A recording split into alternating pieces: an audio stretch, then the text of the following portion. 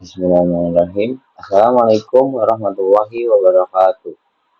Halo teman-teman semua, kembali lagi bersama saya Hairullah Harezi, berasal dari Universitas Diponegoro, Sekolah Vokasi, Program Studi Teknologi Rekayasa Otomasi, dengan 3 digit NIM terakhir saya 110. Jadi di sini saya akan melanjutkan dari video sebelumnya, masih mengenai algoritma dan pemrograman.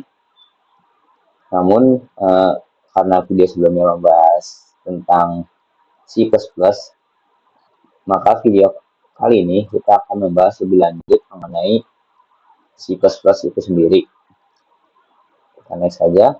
Nah, di video sebelumnya kita membahas sampai level 2. Nah, di video kali ini kita melanjutkan pembahasan level 3 dan level 4-nya, bahas pemrograman C++. Di level 3 ini terdapat penggunaan if, else, dan logika boolean. Lalu terdapat loop, for, while, do while, serta iterasi array dengan loop. Latihan program rata-rata. Ini latihannya, maksudnya ini kita membuat pemrograman, yaitu pemrograman rata-rata nilai dan tabel perkalian. Lalu level 4-nya terdapat parameter copy atau reference. Di level 4 ini kita mencari apa itu parameter copy, reference, itu perbedaan dan penggunaannya. Lalu ada prototype fungsi, deklarasi, definisi fungsi terpisah. Lalu ada organisasi kode, itu pemisahan file, HPP dan CPP. Lalu kompilasi, eksekusi, compiler, dan run via terminal. Lalu kita ada latihan membuat pemrograman, yaitu membuat program modular sederhana. Di level 3 ini, yang pertama kita membahas kondisional. Pengertian kondisional adalah fitur dalam bahasa C++ yang memungkinkan program membuat keputusan berdasarkan kondisi tertentu. Artinya, program bisa memilih jalur yang berbeda tergantung apakah suatu syarat bernilai benar atau true, salah itu false. Nah, kondisional ini seperti if, else. If ini digunakan untuk mengecek satu kondisi. Jika kondisinya benar, maka blok akan dijalankan. Jika tidak benar, maka blok tidak bisa dijalankan atau dilewati saja. Else if ini dipakai ketika ada lebih dari satu kondisi. Satu kondisi alternatif yang ingin dicek. Nah, program akan mengecek kondisi secara berurutan dari atas sampai ke bawah. Dan else ini, bagian ini dijalankan ketika semua kondisi sebelumnya salah, berfungsi sebagai jalur terakhir atau default. Jadi else ini jika ada kondisi yang salah, maka pemrogram akan menjalankan perintah yang bagian yang else. Logika boolean ini adalah dasar pengambilan keputusan menghasilkan nilai true dan false. Operator logikanya ini adalah dan ini benar jika keduanya benar, or itu benar jika salah satu benar, dan not itu salah semua. Ini boolean dipakai untuk membuat syarat yang lebih kompleks. Lalu di sini ada loop. Pengertian loop sendiri adalah struktur yang digunakan untuk mengulang sebuah kode berkali-kali secara otomatis, sehingga kita tidak perlu mengetik hal yang sama terus-menerus. Di sini ada 3 macam tipe loop. Yang pertama itu ada for loop, cocok untuk perulangan dengan jumlah yang pasti. Biasanya dipakai untuk interaksi yang struktur, seperti menghitung 1 sampai 10. Lalu while loop ini digunakan ketika jumlah perulangan tidak pasti, tetapi bergantung pada kondisi. Nah, di while ini hampir sama seperti while, tetapi minimal 1 kali dijalankan karena pengecekan kondisi setelah eksekusi. Jadi di while ini dilakukan setelah pemrograman pengkodean itu sudah berhasil diketik semua, dan while dijalankan sekali untuk mengecek apakah pemrograman berhasil atau tidaknya. Lalu iterasi array dengan loop ini adalah proses melintasi semua elemen di dalam suatu array menggunakan loop. Digunakan untuk membaca, mengubah, atau menghitung nilai dalam array. Ini terdapat contoh pemrograman mengenai if else, di mana kita di sini membuat bahasa pemrograman C++. kita membuat seperti nilai siswa atau nilai pengguna. Jadi sini pengguna memasukkan nilai, misal nilainya itu di atas 90 atau sama dengan 90, maka grade-nya itu A.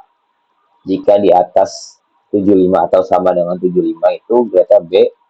Dan jika di atas 60 itu atau sama dengan 60 itu C. Dan eh, selain angka yang tiga di atas itu grade-nya D. Jadi misal saya masukkan nilai saya itu misal 95, maka angka atau grade saya itu A. Namun jika saya memasukkan nilai 50, maka grade saya itu D. Oke. Nah, di sini ada contoh pemrograman loop dengan bahasa pemrograman C++, di mana di sini kita terdapat tabel perkalian 1 sampai 10. Ini baris angka yang pertama ini angka yang dikalikan. Ini. Lalu di sini ada kolom pengali, lalu ini ada kolom penghasil. Nanti output atau hasil dari pemrograman ini seperti ini. Pertama sesuai 1, 2, 3, 4, 5, 6, 7, 8, 9, 10.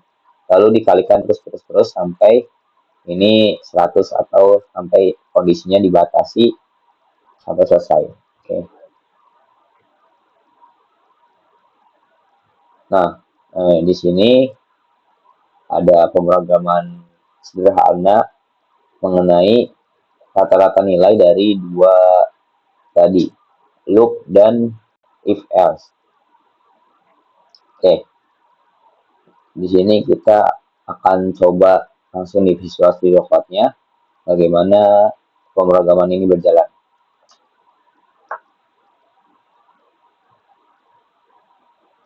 Sudah buka Visual Studio Code-nya, teman-teman bisa coba juga pemrograman ini berjalan bagaimana.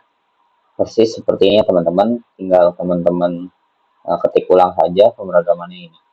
Oke. Oke, di sini saya ketik terlebih dahulu pemrogramannya.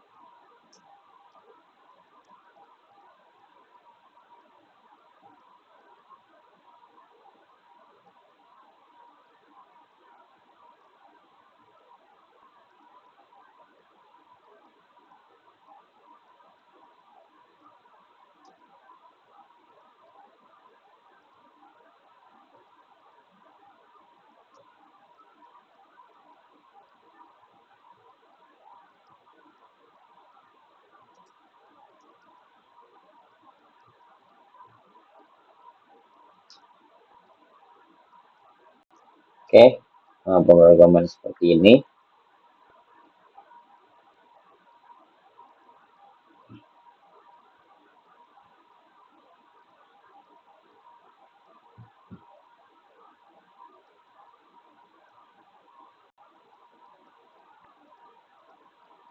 Oke, di sini kita masukkan jumlah data yang user inginkan. Misal saya user ini, saya kan sebagai user memasukkan jumlah datanya 4. Kesatunya adalah 2, 4, 6, 5, 6. Nah, di sini terdapat rata-ratanya, di mana saya memprogramkan total dari nilai yang dimasukkan dibagi jumlah n-nya.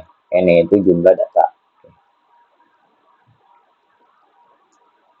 Mungkin untuk pemrograman input data atau rata-rata nilai memang cukup sederhana seperti ini.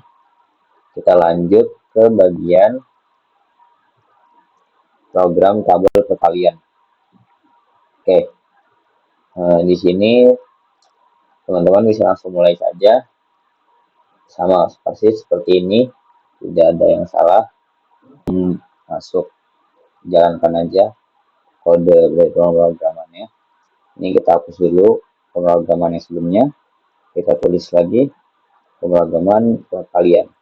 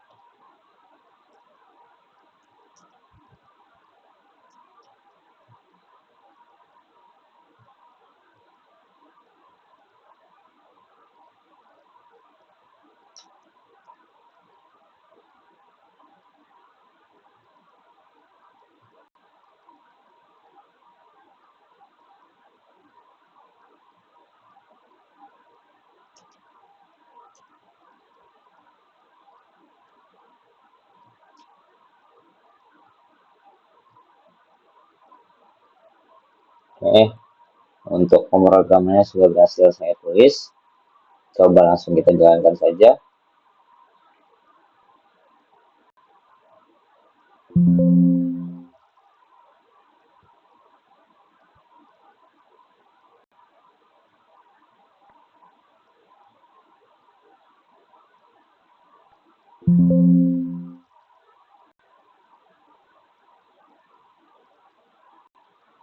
Terdapat sedikit error teman-teman. Coba saya lihat dulu errornya di mana.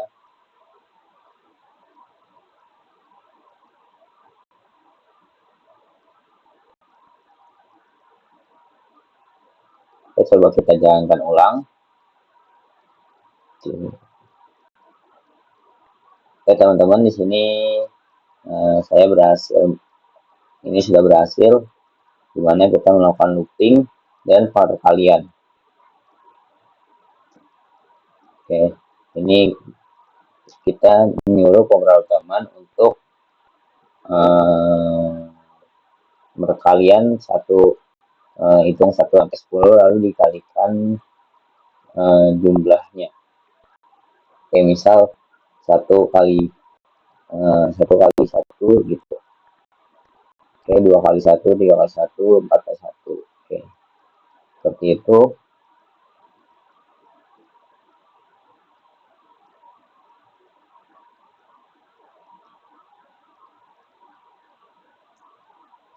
Langsung kita masuk ke PPT-nya lagi, kita lanjutkan materinya. Di sini kita sudah masuk ke level 4, di mana level 4 ini ada parameter copy reference dan modular programming. Di parameter copy ini berarti nilai yang dikirim ke fungsi akan disalin, perubahan yang dilakukan di dalam fungsi tidak mengaruhi variabel asli. Jadi parameter copy pass by value ini menjaga data asli agar aman dan operasi yang tidak mengubah parameter. Oh ya, ini contoh dari pemrogramannya sendiri. Kita di sini misal di sini hanya merubah salinannya dan A-nya di sini 5 ini tetap 5. Oke. Parameter reference atau pass by reference ini adalah parameter yang dikirim melalui alamat memori. Jadi fungsi bekerja langsung pada variabel asli. Perubahan di fungsi sama dengan berubah di luar fungsi. Nah, ini cocok untuk mengubah data yang sangat banyak sehingga tidak perlu mengubah satu persatu. Dan fungsi ini memang harus mengubah nilai aslinya atau nilai asalnya itu. Dan ini contoh pemrogramannya. Oke, selanjutnya di sini ada prototype fungsi, deklarasi atau definisi terpisah. Prototype adalah pernyataan awal fungsi yang memberitahu compiler tentang nama fungsi, tipe data return, dan parameter. Fungsi ini dibuat agar compiler bisa mengenali fungsi sebelum dipakai, meskipun definisi lengkapnya ditulis di bawah atau di file lain. Dan mengapa prototype fungsi ini sangat penting? Karena memudahkan untuk menjalankan program yang besar atau program yang sangat perlu jangka waktu yang panjang, lalu memisahkan interface dan implementasi, dan meningkatkan keteraturan struktur kode. Nah, di sini terdapat contoh prototype fungsinya. Di sini ada prototype-nya, dan di sini ada definisinya. Lalu di sini ada kompilasi. Kompilasi adalah proses di mana kode C++ diterjemahkan menjadi program yang dapat dijalankan oleh komputer. Proses ini dilakukan oleh compiler, misalnya G++. Nah, tujuan kompilasi ini adalah membraksi kesalahan sintak, mengubah kode menjadi file. Jadi kompilasi ini adalah kita sudah mengetik semua pemrogramannya dan kita saatnya untuk mengeran seperti yang ada di terminal tadi untuk mengecek apakah kode yang kita jalankan itu ada yang salah atau bagaimana. Jadi eksekusi adalah setelah berhasil kompilasi, program bisa dijalankan di terminal dilakukan dengan mengetik nama output program.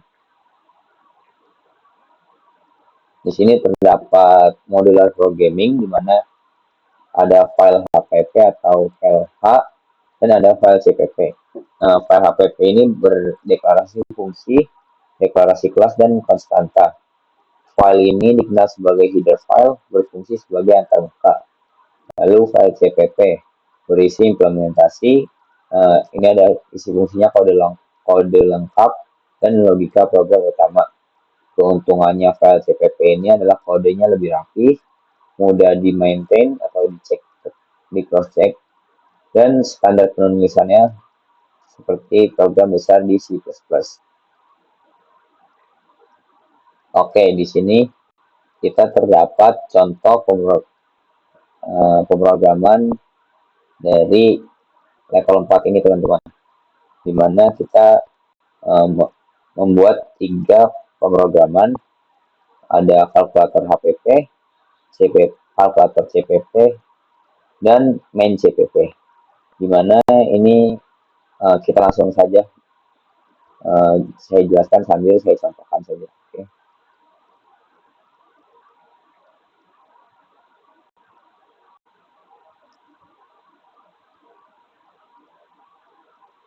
Oke, di sini kita buka langsung Visual Studio Code ya. Silang dulu aja boleh karena untuk merestart Visual Studio Code-nya itu sendiri.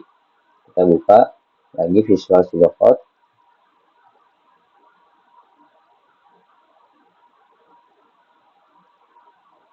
Nah, di sini kita ke bagian file, kita ke new file. Kita ke ini, kita ke open folder.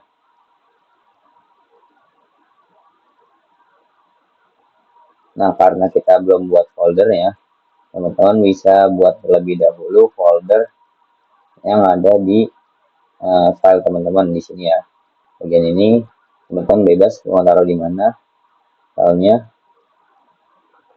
Kita buat folder di sini, new folder. Ini adalah project C++, buat seperti ini. Lalu kita ke bagian sini lagi open folder. Nah, kita buka project C++, kita select folder. Oke, ini sudah terbuka. Kita ketik di sini. Kita buka di sini nih. Nah,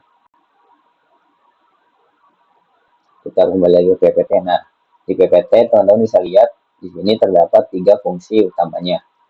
Kalkulator HPP, kalkulator CPP, dan main CPP. Bagaimana cara membuatnya? Kita seperti ini. Karena ada 3, maka kita akan tulis satu persatu bagian filenya seperti ini. Saya tulis kalkulator titik CPP. Oke. Ini kalkulator CPP kita ketik seperti ini. Lalu pemrograman yang ini kita pindahkan ke Visual Studio Code.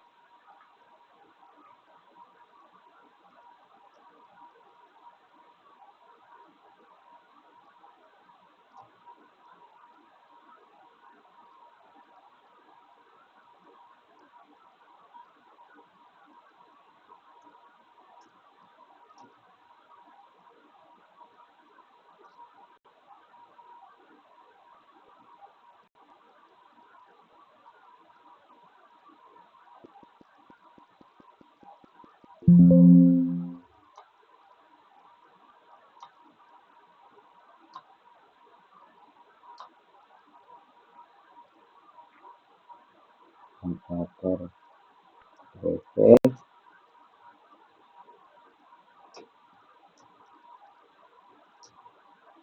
define kalkulator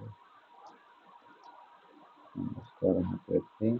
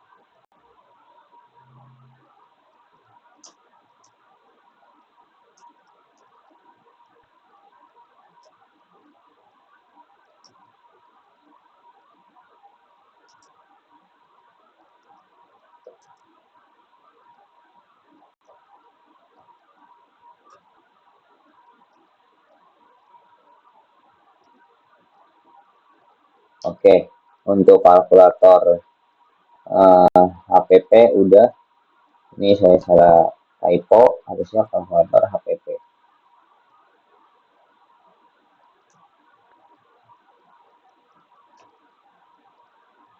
Oke, untuk kalkulator HPP sudah kita tulis pemrogramannya, kita lanjut ke kalkulator CPP.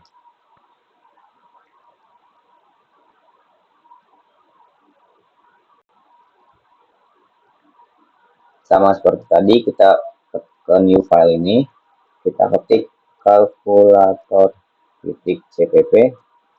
Oke, kita tulis pemrogramannya.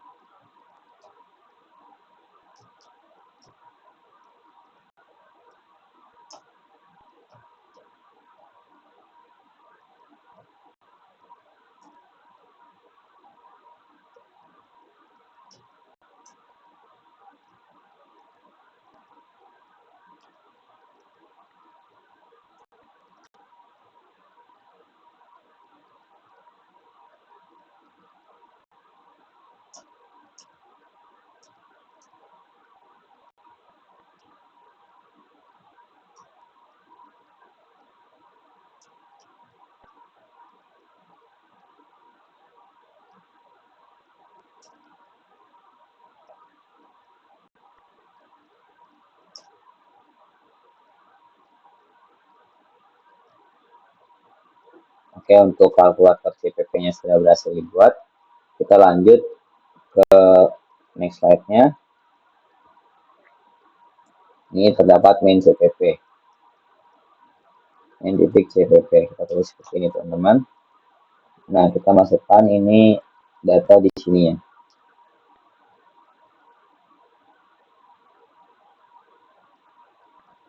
Kodekan untuk main CPP, kalkulator HPP, dan kalkulator CPP.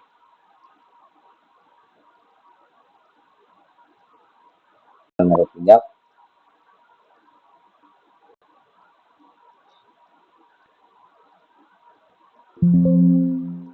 Nah, ini teman-teman caranya kita clear terminal terlebih dahulu.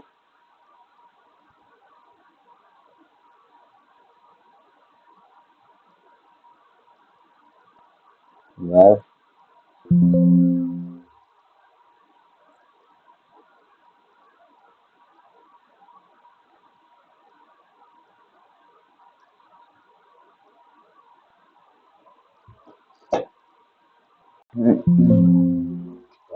ini terminal.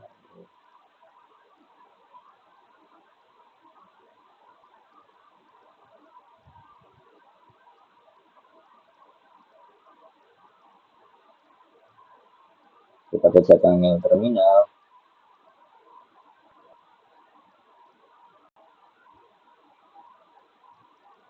Nah, ini sudah sesuai karena sesuai dengan progresnya. Kita pencet dulu new terminal.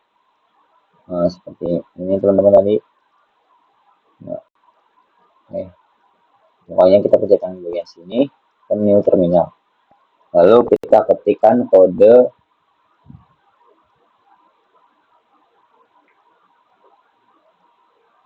Kita masukkan kode ini. Lalu kita masukkan kode ini.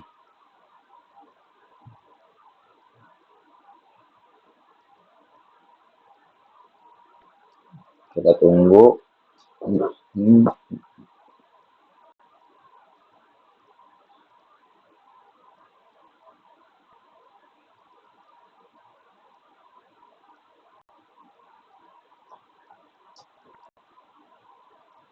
Oke, sini sudah berhasil.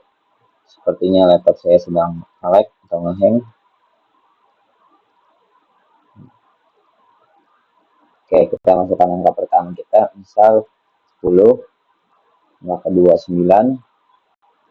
Nah, di sini terdapat hasil dari terminalnya.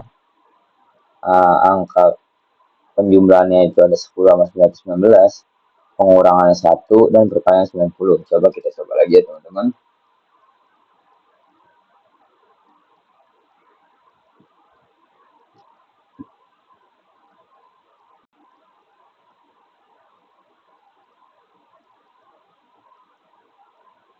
Ini sedang memang sedikit nge-lag teman-teman.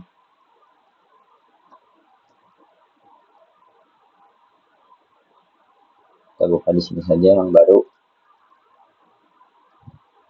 Kita jalankan langsung programnya. Masukkan angka pertama 10, 20. Nah, penjumlahan 30, pengurangannya minus 10, perkaliannya 200. Oke. Ini sudah sesuai dengan pemrogramannya teman-teman. Dimana kita penjumlahan, pengurangan, dan perkalian. Oke. Mungkin cukup sekian video pembahasan kali ini. Jika teman-teman ada yang masih bingung atau yang ingin ditanyakan, silahkan tanyakan di kolom komentar. Kurang lebihnya mohon maaf. Assalamualaikum warahmatullahi wabarakatuh.